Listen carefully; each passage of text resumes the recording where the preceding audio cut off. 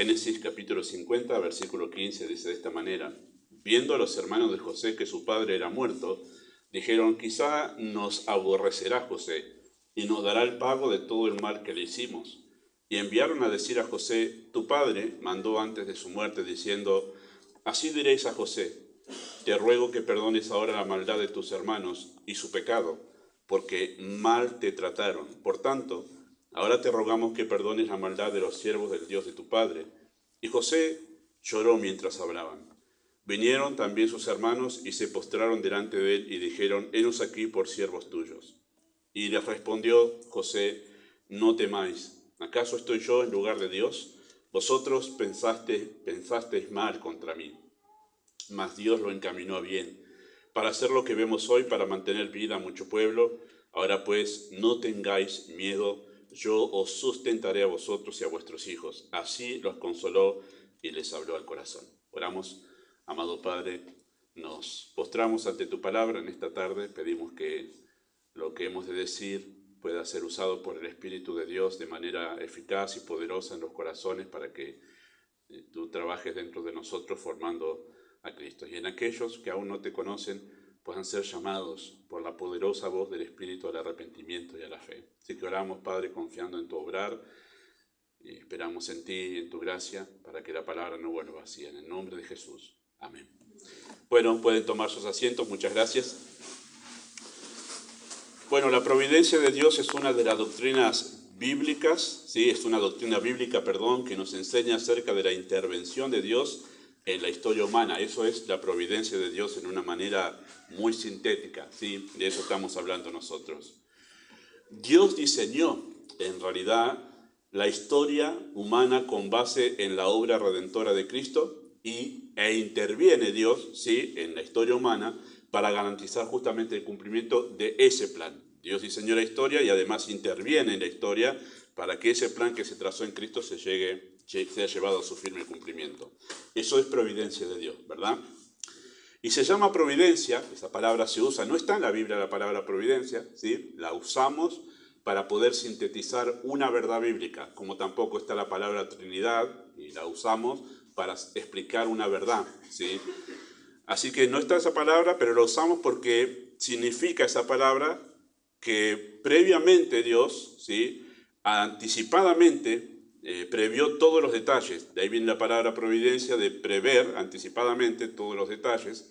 Y proveyó, también significa eso, providencia, no solo prever, ver anticipadamente, sino proveer lo necesario para que se cumpla lo que él determinó. O sea, todo lo necesario para que ese plan que trazó, viendo Dios anticipadamente todos los detalles y todos los factores y todo lo que involucra ese plan, bueno, todo llega a firme cumplimiento. Eso es providencia en su sentido más amplio incluso. Así que la providencia alcanza los asuntos relevantes de la historia universal, ¿sí? Tiene un alcance universal, como por ejemplo los cambios de gobiernos en el mundo, y también la providencia de Dios tiene trascendencia en los asuntos menores de la historia de la humanidad. O sea, la providencia lo abarca todo. No solamente Dios está ocupado de detalles relevantes de los cambios históricos, sino que Dios también está ocupado en los asuntos menores que transcurren en la historia humana, ¿sí? Él saca reyes y pone reyes, dijo Daniel. Pero también Dios determina cuándo muere un pajarillo, porque dijo Cristo: no hay un pajarillo que caiga sin vuestro Padre Celestial. La expresión significa: un pajarillo muere porque Dios ha determinado que muera en ese momento. Justo cuando salía hace un momento para buscar a mis padres en el coche, una paloma muerta en la vereda, ¿no? De las palomas. Bueno, la intervención divina ha estado ahí, en todos los detalles, ¿sí?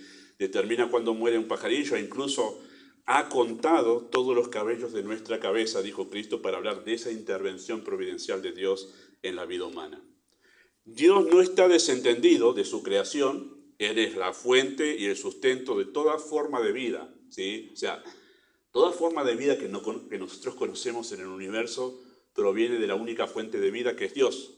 Nosotros pensamos en la vida humana, pero hay vida animal, hay vida vegetal, hay vida microscópica. Lo estoy diciendo porque eso voy a hablar mañana acerca del género y esto, y hay vida microscópica, un universo microscópico de microbios, ¿sí? O sea, micro, pequeño, bios de vida, entonces vida microscópica.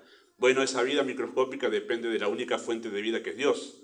Pero también hay una vida angelical, una vida extraterrestre, o sea, una vida fuera de esta tierra que es la vida de los seres angelicales. La fuente de esa vida es Dios, o sea, todo depende de la única fuente de vida que es Dios, por lo cual Dios no puede desentenderse de su creación porque todo depende de Él. Si Él se desentiende de su creación en un instante perece. Entonces no puede Dios desentenderse de su creación, si Él es la fuente y sustento de la vida.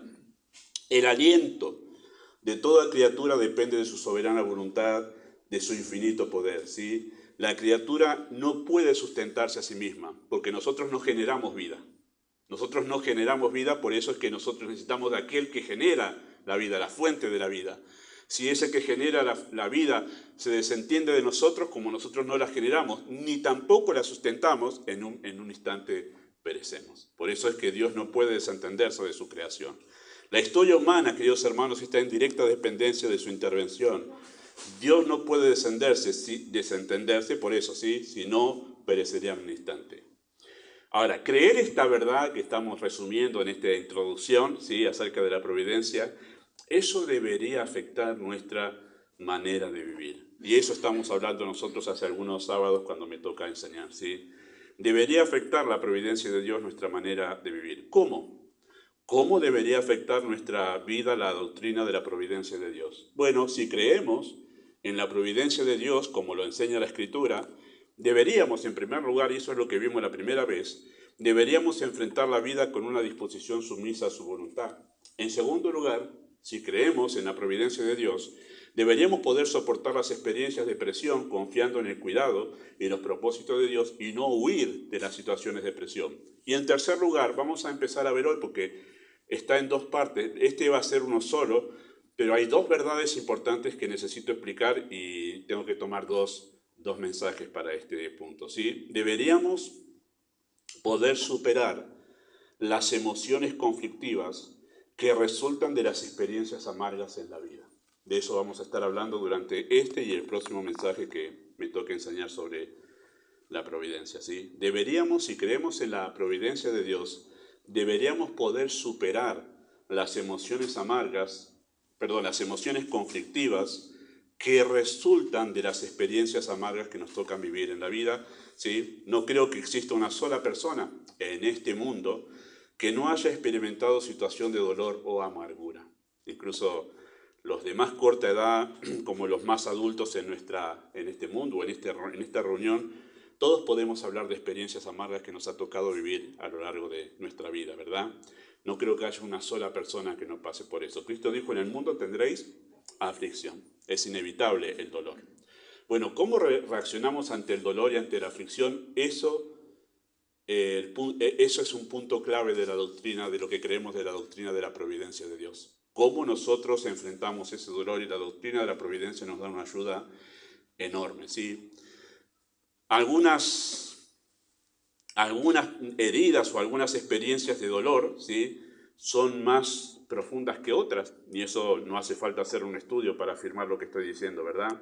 Algunas experiencias las podemos pasar fácilmente, pero otras nos dejan huellas y dolores muy profundos que duran por mucho tiempo. Algunas heridas tardan muchos años en sanar y otras permanecen sin sanar en algunas personas por el resto de su vida. Van a la tumba con la marca de la herida abierta hasta el fin de sus días. Bueno, así de difícil es el tema de superar las emociones conflictivas que se despiertan por experiencias amargas en nuestra vida.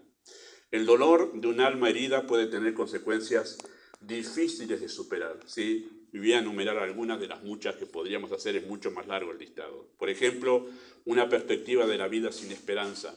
¿Quiénes en verdad podemos encontrar, mejor dicho, en este mundo, personas que han tenido una infancia difícil en un hogar muy complicado y eso les ha cambiado la perspectiva de la vida? Han llegado a decir, la vida no tiene sentido, la vida no vale nada. Y entonces andan transitando esta vida como arrastrando sus almas por el piso porque no tienen esperanza, porque han sido tan heridos en su infancia o en su juventud, o en alguna decepción realmente en su vida adulta los ha llevado a cambiar rotundamente su perspectiva de la vida. Creo que mi hermana Patricia me había comentado de un de un pordiosero, de esto que uno puede ver en la calle, personas que andan viviendo, durmiendo en la calle, comiendo de lo que encuentran por ahí o lo que alguien les da, sin bañarse, con ropa andrajosa. Y alguien se acercó una vez al pordiosero y se enteró que realmente era un médico. Era alguien que antes había sido un médico, pero por una situación de dolor perdió toda esperanza en esta vida. Y dijo, no vale nada, ¿para qué voy a dedicarme a trabajar, a afanarme siendo médico? Y perdió toda esperanza. Hay algunas situaciones que nos llevan a cambiar la perspectiva de la vida y ya no le vemos sentido ni a estudiar, ni trabajar, ni nada, ni tener amistades, ni seguir con la familia. Bueno, algunas situaciones son difíciles de superar y llevan a que las personas cambien completamente su perspectiva de la vida. Es muy difícil eso. Es muy difícil sacar a una persona de la depresión. Solamente la gracia de Dios tiene el poder para llevar a alguien del pozo depresivo a que realmente pueda restaurar su visión de la vida, cambiar esa cosmovisión de la vida, ¿sí? Algunos sufren depresión crónica por causa de las heridas sufridas en experiencias amargas. Otros tienen resentimientos, odios y raíces de amargura. Otros descuidan su apariencia física porque en realidad no les importa nada, porque han sido tan heridos, tan dolidos en su vida que no les han perdido el cuidado personal.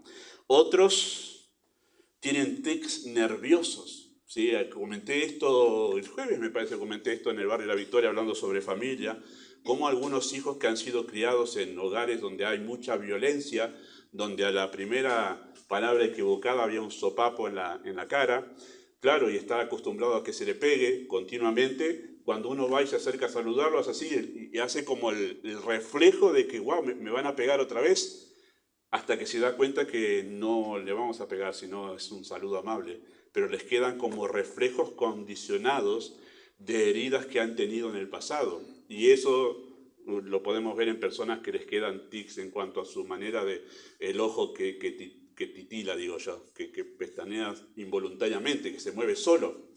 ¿Qué es eso? Bueno, son cuestiones que han quedado de experiencias de mucho nervio, de mucho estrés por estar en situaciones de mucho dolor, de mucha aflicción o de mucha violencia, y quedan tics en su forma de comportamiento, ¿sí? O sea, tiene repercusiones en la vida de las personas las experiencias amargas, ¿sí? Son reflejos condicionados por esas experiencias. Ataques de pánico, ¿sí? Y también generan enfermedades crónicas, ¿sí? Ya había contado en su momento que por una experiencia difícil que me tocó vivir en mis primeros años de la fe, se me empezó a caer el pelo, pero en redondelitos, como si fuera un lunar, así. Y el médico me dice que eso es peladilla. Y sí. Entonces me empezó a psicoanalizar. Y dice, ¿tuviste algún problema con alguien? ¿Estás viviendo? ¿Cómo está la cosa en tu casa? ¿Qué sé yo? Porque él sabía que cuando eso pasa, en realidad es por una situación difícil que uno está pasando. Es como el sistema nervioso tiene que buscar algún lado por dónde descargar. Y a mí el pelo fue sensible, empezó a caerse ahí. Y ahí sí, bueno, ahí resolví el asunto que pasaba con el señor y con otra persona y el pelo volvió a crecer. Otros tienen problemas físicos internos en los órganos, como el hígado, como las entrañas, como problemas de gastritis y otras cosas. Ahora, no todo el que tiene gastritis es porque está pasando una experiencia amarga, pero sí que las emociones afectan el sistema nervioso y el sistema nervioso, como se maneja con electricidad, esa es la realidad, entonces en algún lado se descarga como se me fue la palabra, un cable a tierra, ahí está, como un cable a tierra donde tiene que, ¡pum!, descargarse, porque si no terminamos explotando. En algún lado se tiene que descargar y bueno, en algún órgano del cuerpo sufre por esas emociones. Bueno, todas consecuencias que las experiencias amargas traen en nuestra vida cuando no sabemos enfrentarlas, ¿sí? Y por eso es tan importante esto. Hay otras patologías que no vamos a mencionar porque no es el caso, pero sí dar ejemplos de algunas cosas que pasan y lo importante que es poder enfrentarlas bien a las experiencias amargas. Bueno, el caso de José, que acabamos de leer nosotros en la Escritura, es emblemático para poder extraer principios para enfrentar las experiencias amargas en la vida. Es emblemático porque él logró, en realidad, José logró adoptar una actitud superadora ante las heridas que le habían provocado sus propios hermanos. Eso es asombroso. Llegar a este capítulo 50, leer que José los consoló a sus propios hermanos, que se dio cuenta que estaban en una gran angustia porque sentían todo el peso. Sus hermanos sentían todo el peso de todo el daño que le habían hecho a él, a José. Eso llevó tiempo, y una de las razones por las cuales hay dos mensajes es porque empecé a estudiar y hay una parte donde José se toma tiempo antes de llegar a lo que nosotros vemos acá.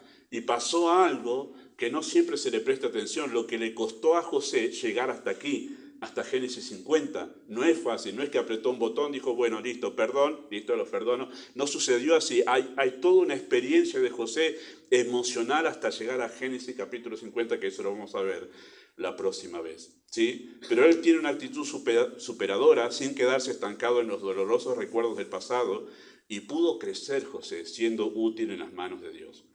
Las personas que no superan los problemas de situaciones amargas con las emociones conflictivas suelen quedarse estancados en su vida espiritual. Estamos hablando de creyentes, ¿sí? Cuando hablamos de incrédulos, son personas que pueden encontrar una gran liberación a todo eso cuando conocen a Cristo como Salvador.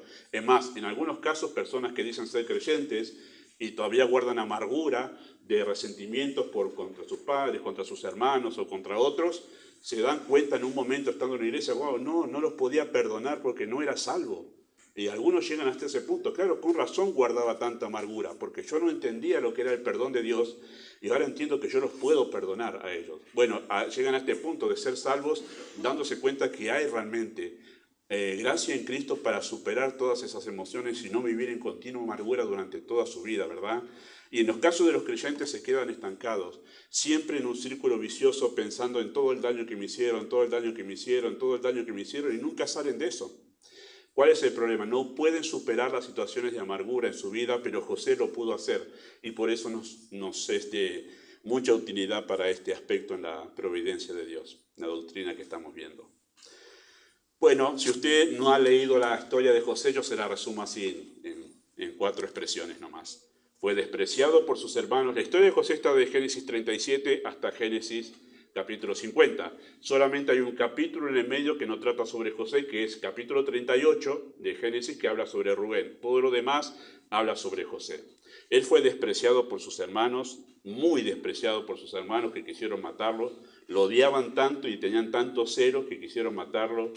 Él fue vendido como esclavo por sus hermanos, y siendo esclavo fue injustamente acusado y fue encarcelado injustamente, y después de ser encarcelado, él servía a las personas que estaban allí en la cárcel, y a uno que él servía y que los aconsejaba, los consolaba a los presos. Había 2 presos que eran siervos del rey, uno era el panadero y otro era el copero, y habían tenido sueños los dos, y José interpretaba los sueños, y estos 2 hombres, bueno, soñamos esto, ¿qué es? Bueno, el sueño era que uno iba a ser muerto en 3 días y el otro iba a ser restituido al servicio con el rey. Bueno, a ese que iba a ser restituido, que era el copero, le dijo, cuando pase esto, acordate de mí, que yo estoy acá injustamente. Y cuando subió el copero, listo, si te he visto no me acuerdo, se olvidó de José. Olvidado en la cárcel. Bueno, todas experiencias amargas de José. José experimentó el dolor y la amargura en todas estas experiencias. O sea, él experimentó el dolor que estas experiencias producen. O sea, no es que José era inmune al dolor. No es que José dice, no, yo soy de acero, insultame, maltratame, que yo me resbala todo, no siento nada. No, él experimentó esa amargura. Lo que nunca dejó José es que esa amargura fuera el punto determinante para tomar para tomar decisiones. Eso es la diferencia, ¿sí? Escuchen el texto que se dice en Génesis capítulo 49, versículo 22 al 24. ¿Lo tienen allí? Sí.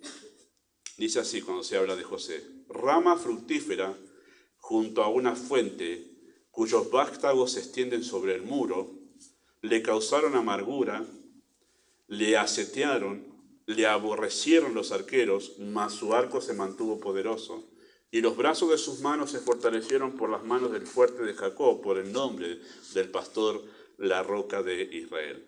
Dice que le causaron amargura. O sea, José experimentó amargura durante ese momento que sus hermanos le estaban acusando, o hiriendo, ¿verdad? O sea, él experimentó esa amargura que siente una persona ante el desprecio de otra. Él experimentó ese dolor en el alma. No es que no me hace nada, me aborrecen, pero no, lo experimentó al dolor, ¿sí? Lo atravesó ese dolor, le causaron dolor. Salmo 105, versículo 17 al 19 también habla de José y dice así: enviaron a un varón delante de ellos, a José, que fue vendido por siervo. Y escuchen esto: afligieron sus pies con grillos. En cárcel fue puesta su persona, hasta la hora que se cumplió su palabra, lo que Dios le había hablado a él. El dicho de Jehová le probó. Él entendió que estaba pasando por una prueba. Pero es interesante que dice que afligieron sus pies con grillos. ¿Sí? Esa situación de que cuando lo tomaron los hermanos y lo ataron y lo metieron en la cisterna, no sé cuántas horas pasó, porque dice que cuando Rubén habla a sus hermanos y se da cuenta que ahora las cosas no iban bien, dice: nosotros, esto es todo el pago de todo el mal que le hicimos a nuestro hermano José. Nosotros no oímos a nuestro hermano cuando él nos clamaba a nosotros desde la cisterna con amargura. No es que José dijo: bueno, me tiraron la cisterna, listo, me quedo esperando, el Señor sabe, esperaré a que... No, dice que en amargura, desde la cisterna, en amargura, le pedía a sus hermanos: por favor, sáquenme de aquí. O sea, esa situación lo llevó a experimentar la amargura que cualquier persona experimenta en un momento así, ¿sí? Afligieron sus pies con grillos. Y Génesis capítulo 42, versículo 21 dice así: verdaderamente hemos pecado contra nuestro hermano. Bueno, ahí está el texto que le decía recién. Pues vimos la angustia de su alma cuando nos rogaba y no lo escuchamos. No lo escuchamos. Queridos hermanos, José fue afectado emocionalmente por las experiencias amargas, pero no permitió José que fueran el factor determinante en su vida. Nosotros podemos decir: estoy atravesando en este momento un gran dolor por una situación, pero nosotros no es lo que a mí me lleva a determinar qué voy a hacer durante este día o durante esta semana. Esa es la diferencia con José ante las experiencias de su vida. El asunto, queridos hermanos, no es que no sintamos nada cuando somos afligidos, sino qué hacemos nosotros con la aflicción y el dolor. Ese es el asunto. Y la diferencia entre una cosa y la otra es la providencia de Dios, lo que creemos de la providencia de Dios. José no permitió que el dolor le impidiera seguir sirviendo, y ese es el punto de hoy. Me gusta más el segundo, pero no podía obviar este punto, ¿sí? En cuanto a esto. José no permitió que el dolor le impidiera seguir sirviendo. Si usted empieza a leer la historia de José, capítulo 37, del libro de Génesis hasta capítulo 50, va a haber un patrón en la vida de José. Va a ver que se repite en cada lugar y en cada situación que él está, él hace exactamente lo mismo en cada lugar. Cuando él estuvo viviendo con su padre y con sus hermanos que lo odiaban, que lo aborrecían, escuche lo que dice Génesis 37, 11 al 13. Dice: sus hermanos le tenían envidia. Después fueron sus hermanos a apacentar las ovejas de su padre en Siquem. Y dijo Israel a José: tus hermanos apacientan las ovejas en Siquem. Ven, y te enviaré a ellos. Y él respondió: heme aquí. Él estaba experimentando todo el dolor y la aflicción de ser aborrecido por sus propios hermanos, ¿sí? El odio que le tenían. Pero él no dejó de servir en ese lugar. Él no dejó de servir a sus propios hermanos. Él los sirvió a ellos. Su padre le dijo: ven, te enviaré a tus hermanos a ver cómo están. Hace rato que están apacentando las ovejas y no los veo. Espero que no les haya pasado nada. Así que anda a verlos, anda a visitar a tus hermanos. Y él dijo: heme aquí. Él sirvió muy a pesar, y sirvió a las personas que lo odiaban. Ese es el tema. Sirvió a las personas, en este caso es un reflejo de Cristo, ¿verdad? No permitió que el dolor impidiera que él siguiera sirviendo. Génesis 39, versículo 1 al 4, cuando él ya está en la casa de Potifar, vendido como esclavo, dice así: llevado pues José a Egipto, Potifar, oficial de Faraón, capitán de la guardia, varón egipcio, lo compró de los ismaelitas que lo habían llevado allá. Mas Jehová estaba con José, y fue varón próspero, y estaba en la casa de su amo el egipcio. Y vio su amo que Jehová estaba con él, y que todo lo que él hacía, Jehová lo hacía prosperar en su mano. Así halló José gracia en sus ojos, y le servía. Este es el patrón que se repite en la vida de José. Sirve en su casa, sirve aquí cuando está como esclavo, él está sirviendo. Dice, y le hizo mayordomo de su casa y entregó en su poder todo lo que tenía. Servía, servía, servía. No importaba, las emociones que le estaba pasando no determinaban si él iba a servir o no. Muy a pesar de lo que estaba pasando, él seguía sirviendo. Génesis capítulo 39, versículo 21 al 23, él aquí ya está siendo llevado a la cárcel, ¿verdad? Dice así, pero Jehová estaba con José, y le extendió su misericordia y le dio gracia en los ojos del jefe de la cárcel. Y el jefe de la cárcel entregó en manos de José el cuidado de todos los presos que había en aquella prisión. Todo lo que se hacía allí en la cárcel, él lo hacía. Interesante, ¿no? Él lo hacía. No necesitaba atender el jefe de la cárcel cosa alguna de la que estaban al cuidado de José, porque Jehová estaba con José y todo lo que él hacía, Jehová lo prosperaba. ¿Qué hacía en la cárcel? Servía. ¿Cómo estaríamos nosotros? Uno trata de ponerse en ese lugar, ¿no? Injustamente, porque la acusación fue injusta, absolutamente injusta contra José, de la esposa de este oficial de la guardia. Y fue puesto en la cárcel de forma injusta. Pero cuando llegó a la cárcel, sigue el patrón en su vida. Estoy en una situación injusta, pero sirve. Y empezó a mirar a los presos que estaban, obviamente como presos, en amargura, como estaría cualquier preso, porque privado de su libertad no puede salir, varios de ellos estaban condenados a muerte, él les empezó a servir. Y el jefe de la cárcel dijo, wow, qué muchacho responsable. Y le dijo, bueno, toma, y el jefe no sé a dónde habrá ido, pero dejó en cargo de la cárcel a José. Sus emociones y su angustia no determinaron qué hacía él. Eso es confiar en la providencia de Dios, hermanos. No, nuestras emociones no determinan qué hacemos nosotros. Nosotros gobernamos nuestras emociones. Eso es lo que hizo José y eso es parte de la providencia de Dios, ¿sí? En toda circunstancia dolorosa, José no dejó de hacer lo que debía hacer. Una madre y esposa que está en un hogar difícil y que tiene que enfrentarse a un esposo quizá incrédulo, o a un esposo creyente que realmente tiene problemas de crecimiento en su fe, o que tiene problemas de violencia en su hogar, o que tiene alguna otra circunstancia difícil con sus hijos, donde la tarea se le hace pesada, donde siente el dolor en su corazón de vivir en esa situación donde aparentemente no tiene fin.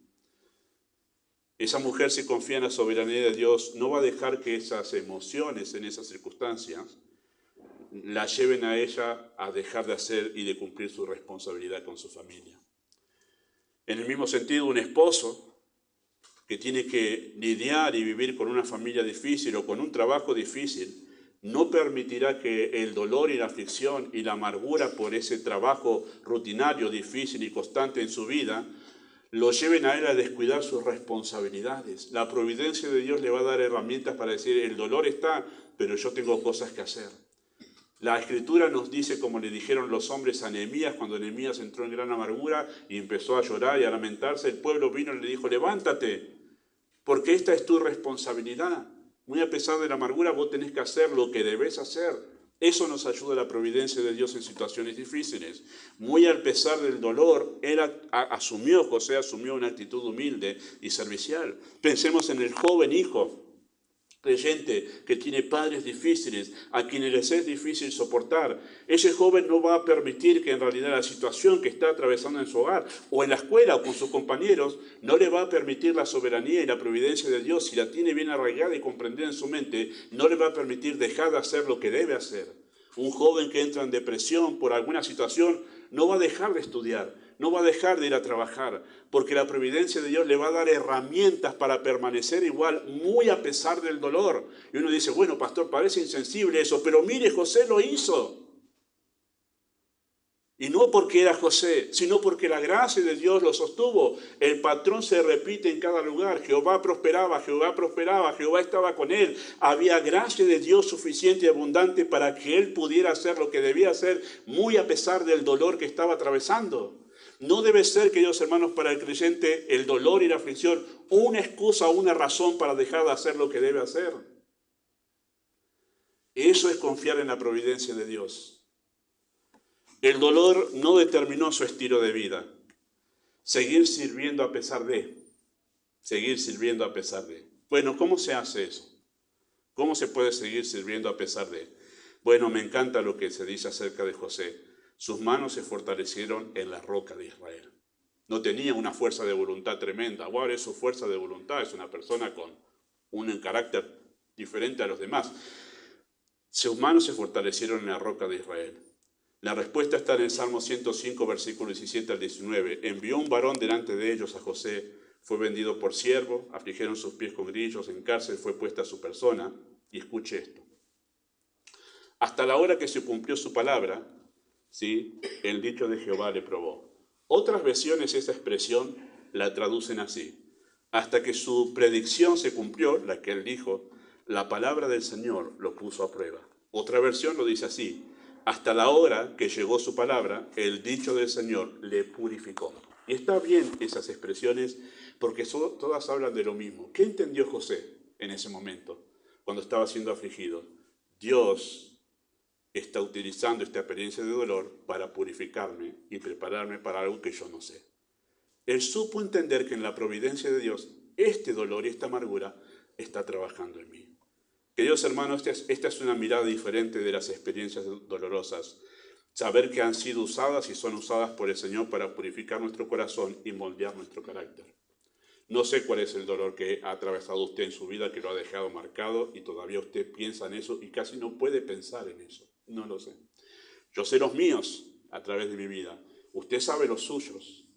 Pero créame que ninguno de ellos está fuera del control de Dios. Y todos ellos, cada uno, desde el más pequeño hasta el más profundo dolor, ha sido pensado en el diseño de Dios para trabajar en nuestro corazón.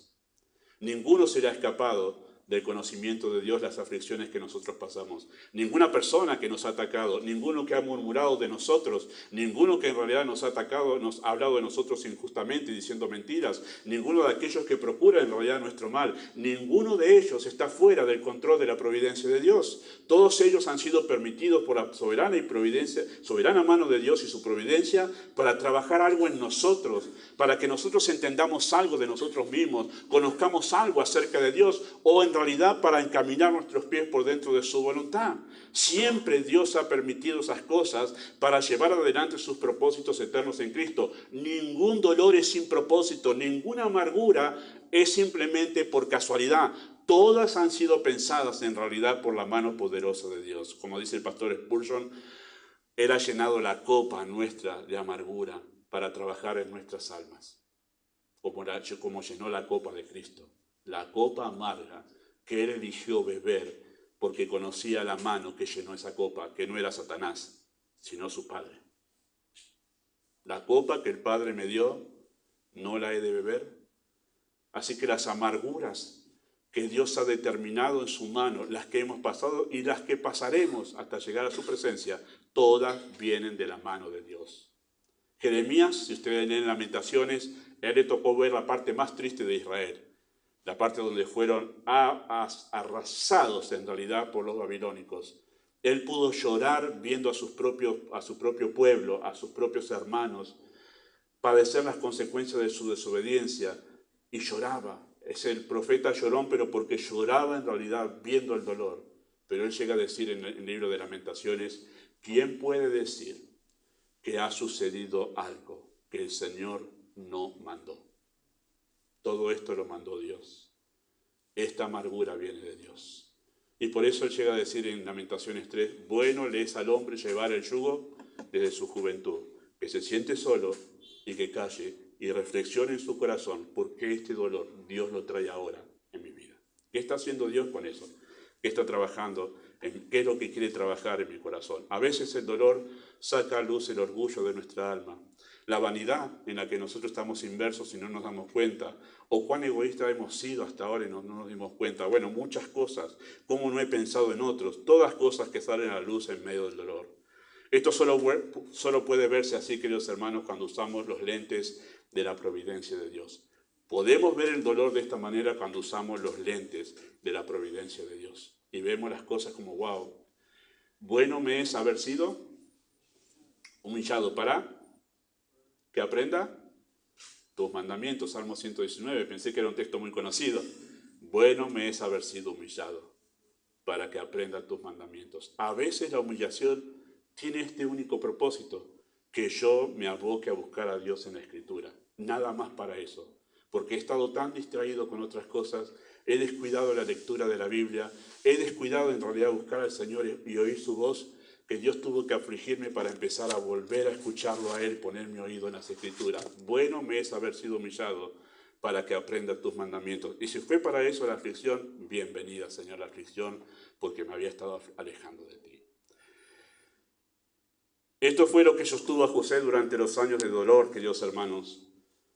Saber que esa aflicción, Dios estaba trabajando en él y preparándolo para algo que después él va a decir. Todo esto Dios lo preparó para salvar vida a mucho pueblo. Pero eso lo vamos a ver la semana que viene, la próxima vez que me toque. Creo que ya va a ser en octubre, me parece, o fin de noviembre, ¿sí? Los días de dolor, no, octubre, perdón.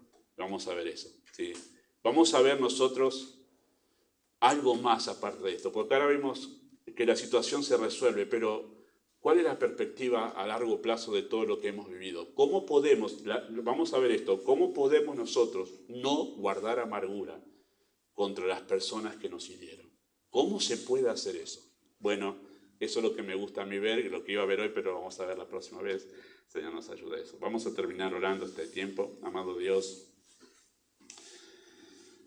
no es nada fácil resolver los sentimientos conflictivos de odio, de rencor, de amargura, de resentimiento contra las personas que nos han lastimado, que nos han herido a través de la vida.